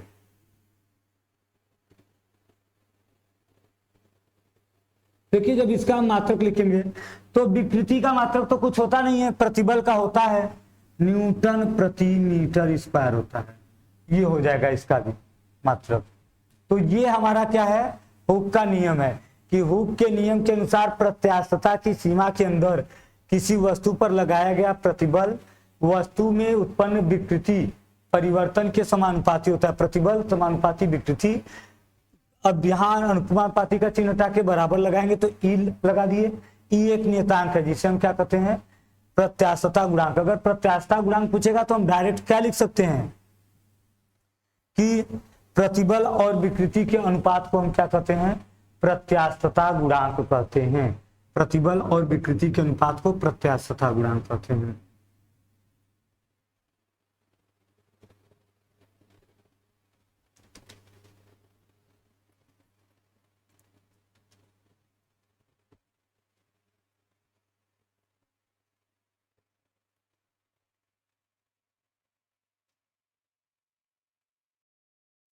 तो देखिए अब हम देखेंगे प्रत्यास्था गुणांक, देख लिए ई।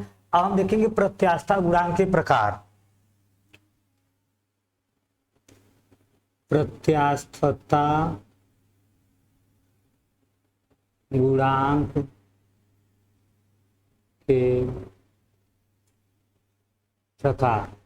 देखिए प्रत्यास्थता गुणांक के प्रकार, तो प्रत्यास्थता गुणांक तीन प्रकार के होते हैं। पहला क्या होता है हमारा, पहला देखिए होता है हमारा कि यंग प्रत्यास्थ गुणांक।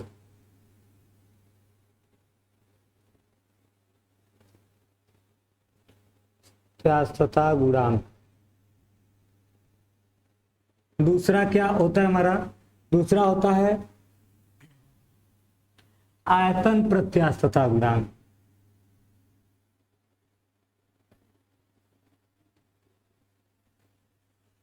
आयतन प्रत्यास्थता गुणांक। तो हमारा जो तीसरा होता है, ये हमारा तीसरा होता है दृढ़ता गुणांक।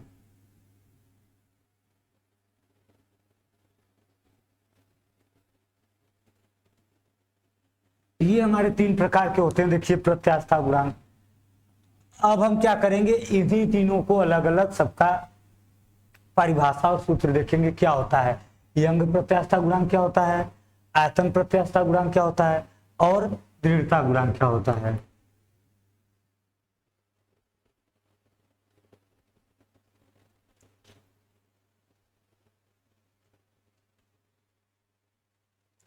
तो चलिए अब हम देखते हैं तीनों को। चलिए हम देखिए पहला स्टार्ट करते हैं, यंग प्रत्यास्थता गुणांक।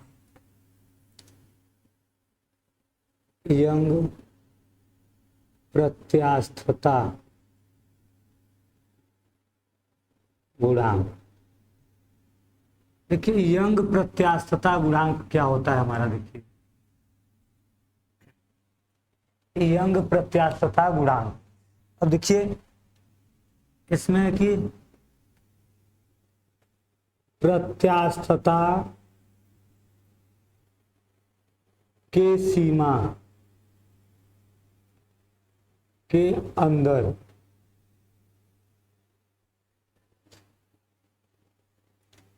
अनुदैर्ध्य प्रतिबल और अनुदैर्ध्य विकृति के अनुपात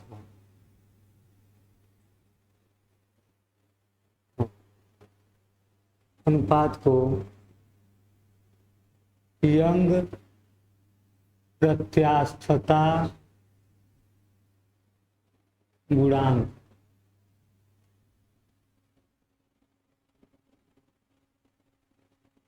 कहते हैं। इसे y से व्यक्त करते हैं, इसे y से व्यक्त करते हैं। तो देखिए हमारा आ जाएगा यंग प्रत्यास्थता तथा गुणांक बराबर क्या आ जाएगा हमारा, अनुदैर्ध्य प्रतिबल, अनुदैर्ध्य प्रतिबल बटे क्या हो जाएगा हमारा, अनुदैर्ध्य विकृति।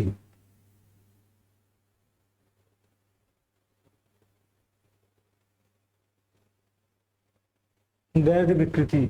अब देखिए ये तो हमारा हो गया। अब हम मान लेते हैं कि ये क्या है, तार है, ये तार है हमारा, और इसके अनुप्रस्थ काट का क्षेत्रफल कितना है, अनुप्रस्थ काट के क्षेत्रफल का a है। तो इस पर ऐसे ऊपर की तरफ बल क्या किया जाता है, लगाया जाता है। जब ऊपर की तरफ बल लगाया जाता है तो इस तार में वृद्धि हो जाती है। तार की लंबाई देखिए पहले कितना है, यल है, और अब इसमें जो लंबाई में वृद्धि हो गई वो इतना हो गई। मतलब इसका जो मान है वो क्या है, डेल्टा यल। ये क्या आ गया हमारा, देखिए हमने मान लिया कि माना एक तार है जिसका लंबाई यल है और अनुप्रस्थ काट का क्षेत्रफल क्या है, a है। इस पर एफ बल लगाने से डेल्टा यल की इसमें क्या हो जाती है, वृद्धि हो जाती है। देखिए माना एक तार की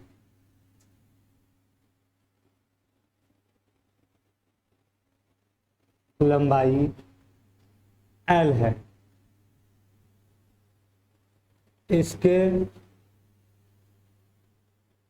लंबाई के अनुदिश F बल लगाने से इसमें डेल्टा यल की क्या हो जाती है, वृद्धि हो जाती है।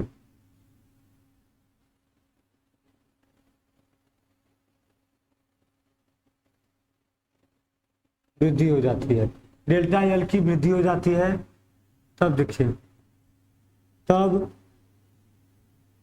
अनुदैर्ध्य प्रतिबल क्या होगा,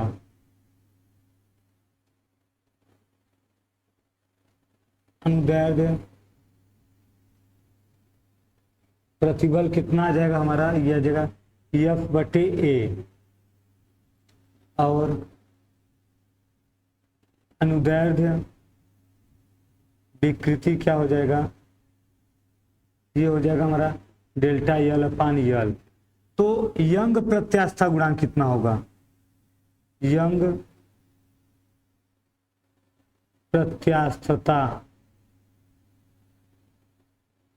गुणांक ये आ जाएगा हमारा, देखिए y बराबर F अपान A और कुल के बटे क्या हो जाएगा, डेल्टा यल अपान यल।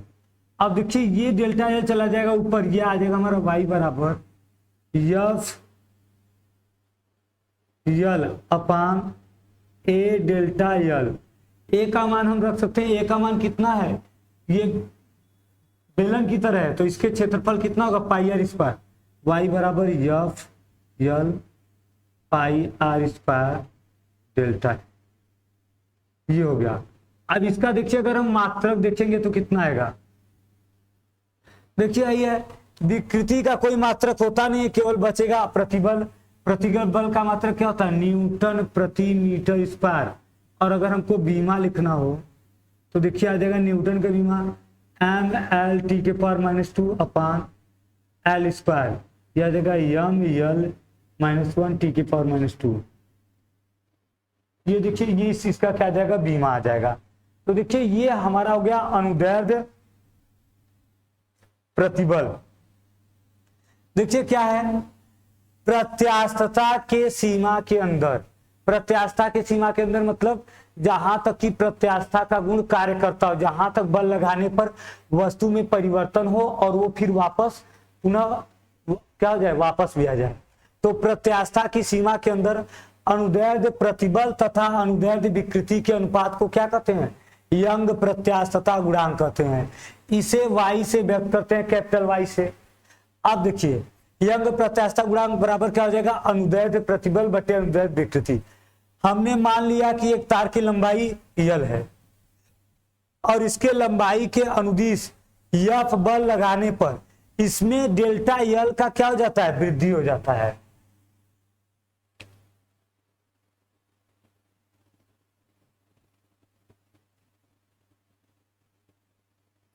इसमें दोनों तरफ मिला के क्या होता है, डेल्टा यल का वृद्धि हो जाता है। अब देखिए तब अनुदैर्ध्य प्रतिबल क्या होगा, बल बटे क्षेत्रफल, और विकृति क्या होगी, लंबाई में परिवर्तन बटे लंबाई। तो यंग प्रत्यास्थता गुणांक y बराबर क्या होगा, प्रतिबल बटे विकृति, ये यल चला जाएगा ऊपर, एफ यल बटा ए डेल्टा यल, यल ए का मान हम रख देंगे पाई आर स्क्वायर, ये हो गया। मात्रक आएगा तो देखिए विकृति का कोई मात्रक नहीं होता, दोनों लंबाई है। प्रतिबल का मात्रक होगा न्यूटन प्रति मीटर स्क्वायर। अब इसका बीमा ये आ जाएगा हमारा, ये हो गया हमारा यंग प्रत्यास्था गुणांक। अब हम देखेंगे आयतन प्रत्यास्था गुणांक।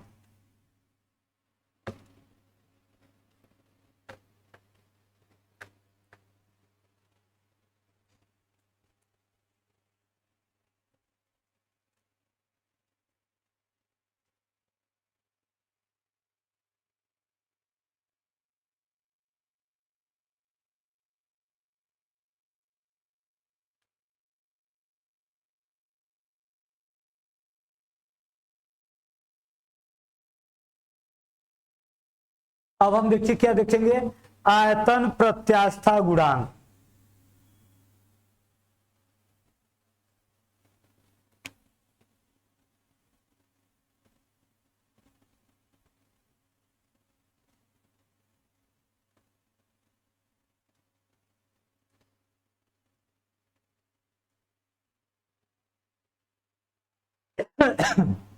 देखिए आयतन प्रत्यास्था गुणांक क्या होता है हमारा, देखिए ये हमारा होता है कि प्रत्यास्थता के सीमा के अंदर, प्रत्यास्था के सीमा के अंदर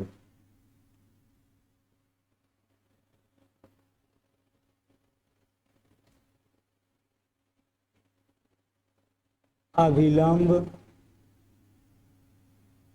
प्रतिबल और आयतन विकृति के अनुपात को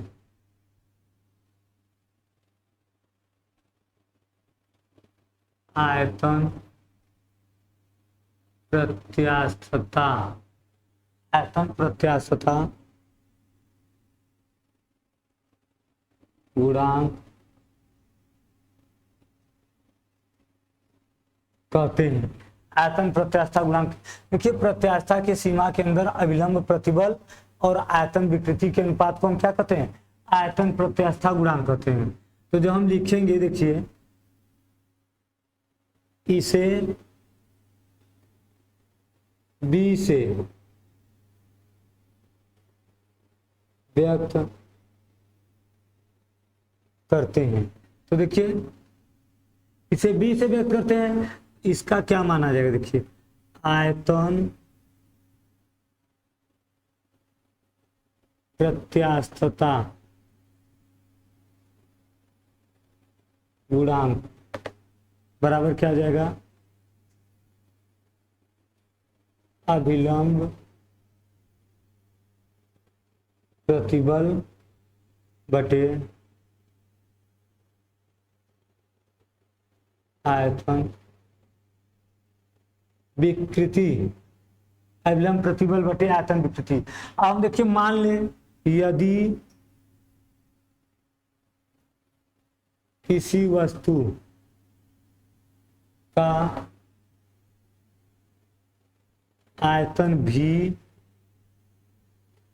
क्षेत्रफल ए हो तो उस पर बल F लगाने से डेल्टा भी आयतन,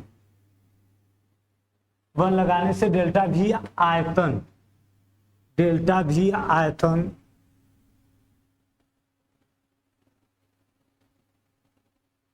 परिवर्तित हो रहा है।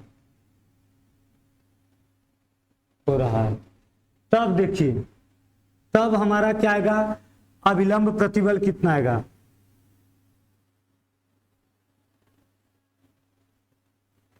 अभिलंब प्रतिबल F बटा A बराबर, इसको हम P लिख देते हैं, क्योंकि जो आयतन में जब जाते हैं ये उसका संपूर्ण आयतन है, और संपूर्ण आयतन के एकांक भाग पर लगने वाले बल को हम क्या कहते हैं, दाब पढ़े हैं कि किसी वस्तु के एकांक क्षेत्रफल पर, संपूर्ण क्षेत्रफल के एकांक भाग पर लगने वाले बल को क्या कहते हैं, दाब। और हमारा विकृति क्या होगा, आयतन विकृति, ये कितना आ जाएगा हमारा, ये आ जाएगा डेल्टा भी अपान भी। तब आयतन प्रत्यास्थता गुणांक B बराबर कितना होगा, P के बटे डेल्टा भी अपान भी। तो ये जगह B बराबर P भी के बटे डेल्टा भी। देखिए ये आ जाएगा, इसका भी देखिए मात्रक वही रहेगा, मात्रक वही आ जाएगा, विकृति का कोई होता नहीं मात्रक, तो ये आ जाएगा हमारा। और इसका भी बीमा आपका सेम होगा वही जो इसके पहले वाले में था। तो देखिए आयतन प्रत्यास्था गुणांक क्या होता है, प्रत्यास्था के सीमा के अंदर अभिलंब प्रतिबल और आयतन विकृति के अनुपात को क्या कहते हैं, आयतन प्रत्यास्था गुणांक, इसे B से व्यक्त करते हैं। यदि किसी वस्तु का आयतन भी है, क्षेत्रफल A हो, तब तो उस पर बल F लगाने पर डेल्टा भी आयतन परिवर्तित हो रहा हो, तब उसका अभिलंब प्रतिबल क्या होगा, F बटा A। इसे हम क्या बोल देते हैं, दाब बोल देते हैं। आयतन विकृति डेल्टा भी अपान भी हो जाएगा, तो आयतन प्रत्यास्था गुणांक B बराबर क्या हो जाएगा, प्रतिबल बटे विकृति भी चला जाएगा ऊपर, P भी अपान डेल्टा भी आ जाएगा। ये हो गया देखिए हमारा आयतन प्रत्यास्था गुणांक। अब हम देखेंगे दृढ़ता गुणांक।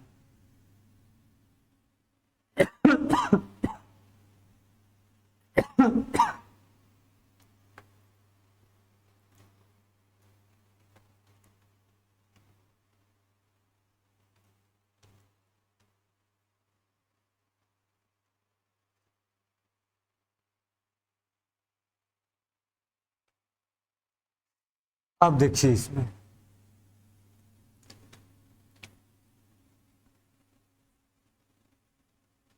दृढ़ता गुणांक, देखिए दृढ़ता गुणांक क्या होता है, ये हमारा ये बहुत छोटा होता है, सिंपल सा।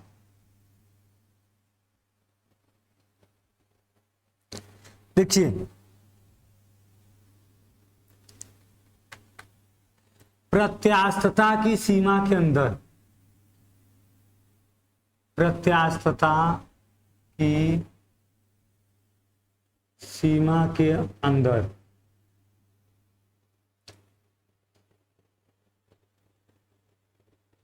स्पर्श रेखीय प्रतिबल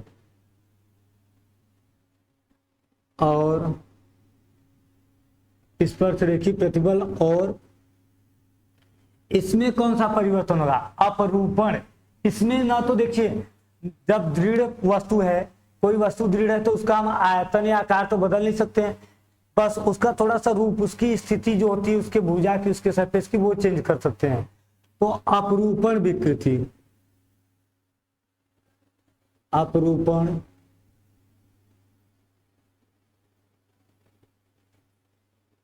विकृति के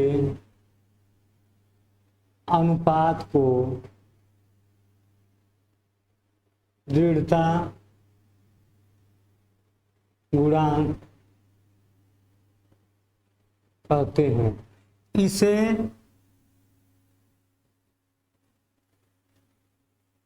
ईटा, देखिए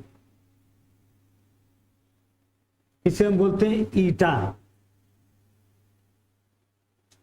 से व्यक्त करते हैं, ईटा से व्यक्त करते हैं, इसे हम ईटा से व्यक्त करते हैं। तो देखिए हमारा आ जाएगा दृढ़ता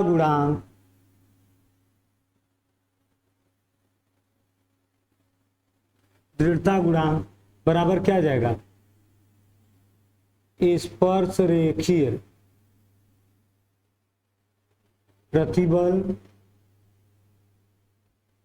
बटे अपरूपण विकृति।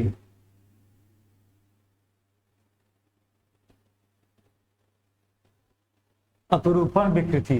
तो देखिए अब ये हम क्या करेंगे, मान ले कि कोई वस्तु ये है हमारा, अभी जो हम माने थे, बनाए थे, ये कोई क्या है हमारा वस्तु है। देखिए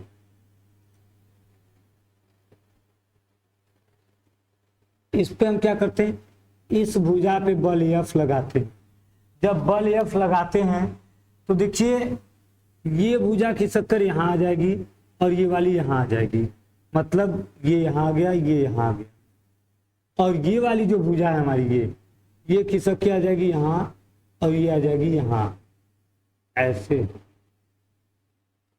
थीटा का क्या हो जाएगा, इसमें परिवर्तन हो जाएगा। अब मान रहे हैं कि माना ABCD कोई वस्तु है, देखिए मान लीजिए हम A B C D E F G H, ये हमारा देखिए ये है। अब देखिए ये आ जाएगा हमारा A डैश और ये आ जाएगा D डैश, ये आ जाएगा हमारा E डैश और ये आ जाएगा H डैश। देखिए हमने क्या मान लिया, माना एक हमारा क्या है, वस्तु है, क्यूब है, इसके एक भुजा पर यह बल लगाने से इसका जो हमारा ये A है, ये A डैश पर, और बिंदु D क्या होता है, D डैश पर पहुंच जाता है, और E डैश पर, और H डैश में। तो इनकी आकृति में जो परिवर्तन हुआ वो कितने का हुआ, थीटा का हुआ। तो हम यहां पर देखेंगे स्पर्श रेखी प्रतिबल कितना होगा, स्पर्श रेखीय प्रतिबल। तो ये तो आ जाएगा F बटा A, उसका क्षेत्रफल A ही रहेगा, लेकिन अपरूपण विकृति ये हमारा आ जाएगा थीटा। इसमें थीटा कोण क्या हो रहा है, विस्थापित हो रहा है। तो अब हम देखेंगे दृढ़ता गुणांक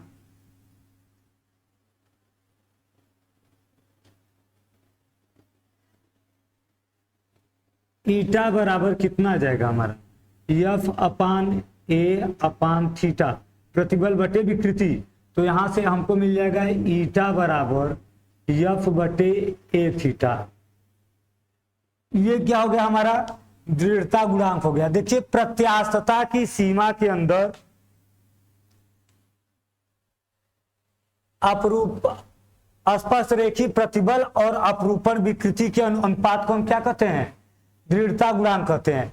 मान लिए कि इस वस्तु के एक भाग पर, इसको निचला वाला जो भाग है BCGE, इसको हम एक जगह स्थिर करके ऊपरी वाले सिरे पर जो है हमारा ADHE, इस पर हम क्या करते हैं, बल लगाते हैं। तो ये क्या होता है, विस्थापित होके A dash D dash H dash E dash पे पहुंच जाता है।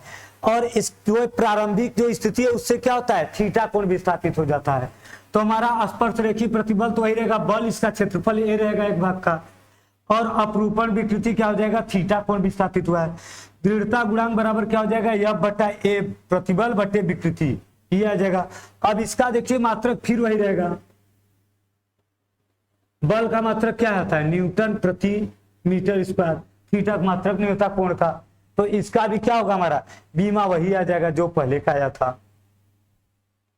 तो ये हमारा देखिए क्या हो गया, हमारा ये हमारा हो गया यंग प्रत्यास्था गुणांक हो गया,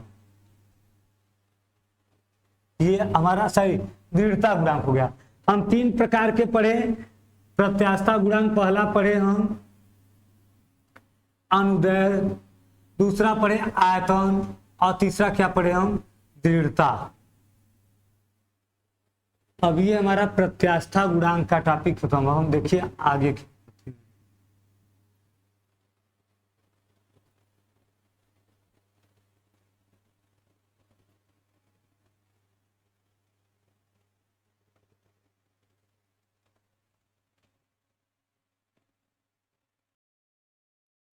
अब देखिए, अब हमको देखना है प्रत्यास्थ स्थितिज ऊर्जा।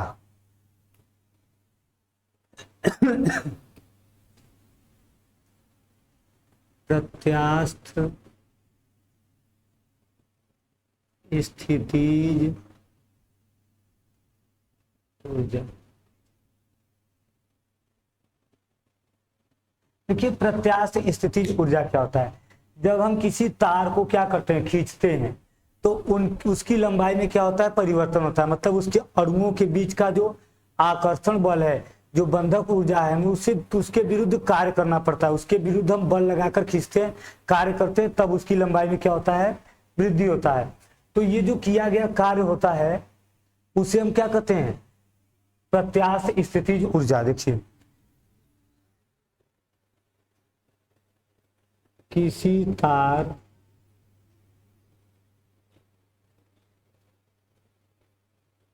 को खींचकर उसकी लंबाई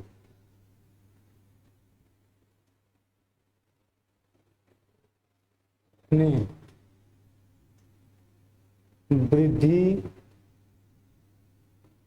करने, किसी तार को खींचकर उसकी लंबाई में वृद्धि करने के लिए तार के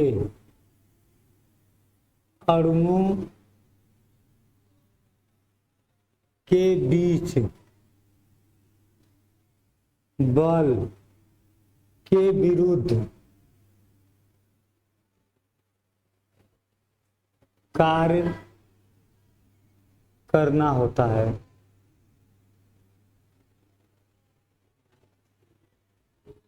यह कार्य तार के प्रत्यास्थ स्थितिज ऊर्जा के रूप में संचित हो जाता है। देखिए हमने क्या देखा कि यदि किसी तार को खींचकर उसकी लंबाई हमें बढ़ाना है, वृद्धि करना है, तो तार में अणुओं के बीच क्या होता है, आकर्षण बल होता है। उनके बीच जो होता है रासायनिक बल कार्य करता है, जिससे वो आपस में जुड़े होते हैं। अब यदि उनकी लंबाई को बढ़ाना है तो अणु के बीच की दूरी को बढ़ाना होगा, मतलब उनके बीच जो आकर्षण बल होगा उसके विरुद्ध हमें कुछ कार्य करना होगा उसको खींचने के लिए। तो यह जो किया गया कार्य है, यह क्या होता है, तार के प्रत्यास्थ स्थितिज ऊर्जा के रूप में संचित हो जाता है। अब हम देखेंगे यदि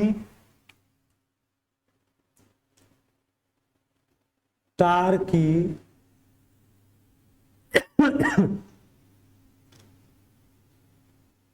लंबाई L, अनुप्रस्थ क्षेत्रफल A है, बल F लगाने पर इसमें यल का स्मॉल यल का परिवर्तन होता है। देखिए हमने क्या कर दिया कि यदि तार की लंबाई कैपिटल एल है, अनुप्रस्थ क्षेत्रफल क्या है कैपिटल ए है, तथा बल एफ लगाने पर उसमें स्मॉल एल का परिवर्तन हो जाता है। तो देखिए हम पढ़े हैं कि इसमें अनुदैर्घ विकृति क्या होगी, पहले अभिलंब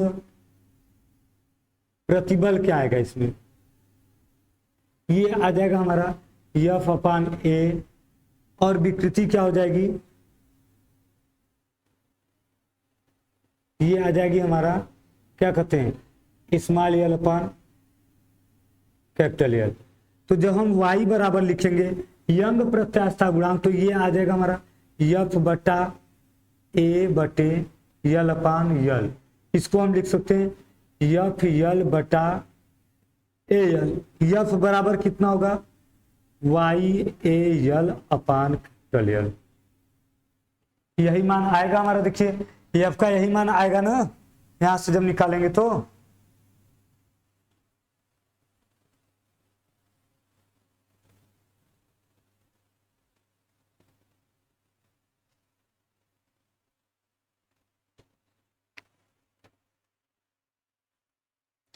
तो देखिए ये आ गया बल। अब हम लिखेंगे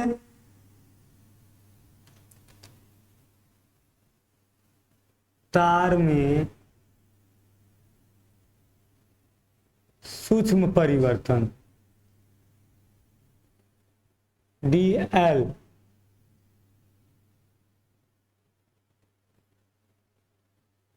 करने में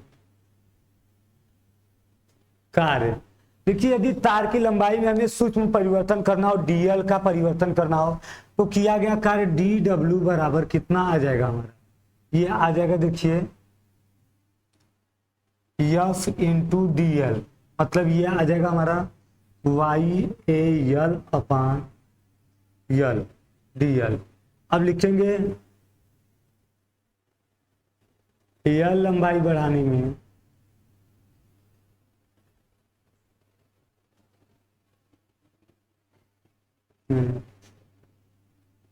कुल कार्य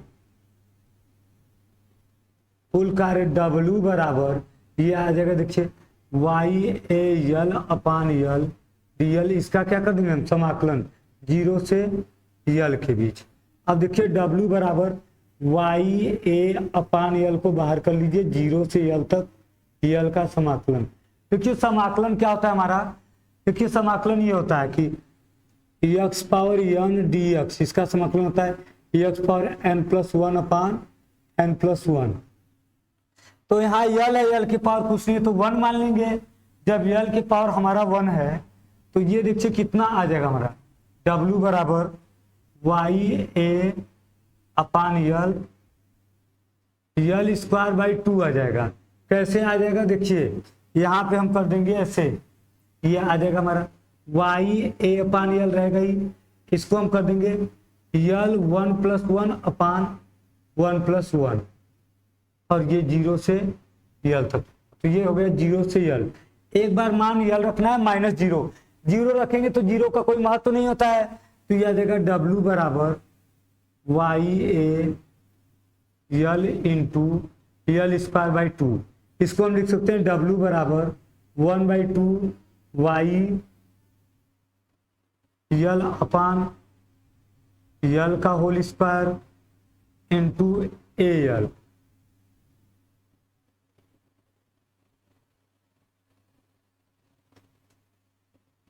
इंटू ए एल। तो देखिए W बराबर कितना आ जाएगा हमारा 1/2। ये Y क्या है हमारा यंग प्रत्यास्थता है, यंग गुणांक गुणे ये क्या रहता है हमारा, देखिए ये हमारा L/L क्या है विकृति, विकृति स्क्वायर गुणे AL क्या है हमारा ये आयतन। ये आ गया हमारा, देखिए ये आ गया। कैसे आया देखिए, इसको बस हम यल का नीचे भाग भी दे दिए गुणा भी कर दिए, ये आयतन हो गया। ये विकृति हो गया और ये क्या हो गया हमारा यंग गुणांक। अब हम देखिए एक लाइन जानते हैं, किया गया कार्य ही ऊर्जा के बराबर होता है। तब U बराबर कितना हो जाएगा 1/2 यंग गुणांक गुणे, हम क्या कर देंगे, या तो हम यही डायरेक्ट लिख देंगे कि U बराबर W, मतलब इसी के बराबर ही आ जाएगा। तो देखिए ये कैसे आया, देखिए प्रत्यास्थ स्थितिज ऊर्जा क्या होता है, किसी तार को खींचकर उसकी लंबाई में वृद्धि करने के लिए तार के अणुओं के बीच जो हमारा आकर्षण बल है उसके विरुद्ध हमें आकर्षण बल को तोड़ने के लिए उसके विरुद्ध कार्य करना होगा। और ये जो किया गया कार्य होता है ये प्रत्यास्थ स्थितिज ऊर्जा के रूप में क्या होता है, स्थितिज ऊर्जा के रूप में संचित हो जाता है उसी में। तो हम देखिए अगर हमको निकालना तो हम कार्य निकालेंगे। यदि तार की लंबाई कैपिटल एल, अनुप्रस्थ क्षेत्रफल कैपिटल ए तथा बल एफ लगाने पर इसमें स्मॉल एम का एल का क्या होता है, परिवर्तन होता है। तो अभिलंब प्रतिबल एफ बटा ए, अभिलंब विकृति क्या हो जाएगी एल बाई अनुदैर्ध्य विकृति एल बाई एल। अब वाई बराबर यंग प्रत्यास्थता गुणांक बराबर यह आ जाएगा, तो यह बराबर वाई ए एल बटा एल। अब यदि इसमें सूक्ष्म परिवर्तन डीएल करना हो तो किया गया कार्य क्या हो जाएगा, डी डब्ल्यू बराबर एफ इंटू डीएल। और एल लंबाई बढ़ाने के लिए किया गया संपूर्ण कार्य कितना होगा, समाकलन कर देंगे, समाकलन करने पर आ जाएगा एल स्क्वायर बटे 2। एक बार एल मान रखेंगे, एक बार 0, तो 0 का कोई महत्व नहीं है। इसको हम एल का नीचे क्या कर दिए, देखिए गुणा भी कर दिए, भाग भी दे दिए, तो ये हमारा आ गया। और जो ये किया गया कार्य है यही क्या होता है, ऊर्जा के बराबर होता है। तो ये हमारा क्या हो गया, ये क्या कहते हैं उसके प्रत्यास्थ स्थितिज ऊर्जा।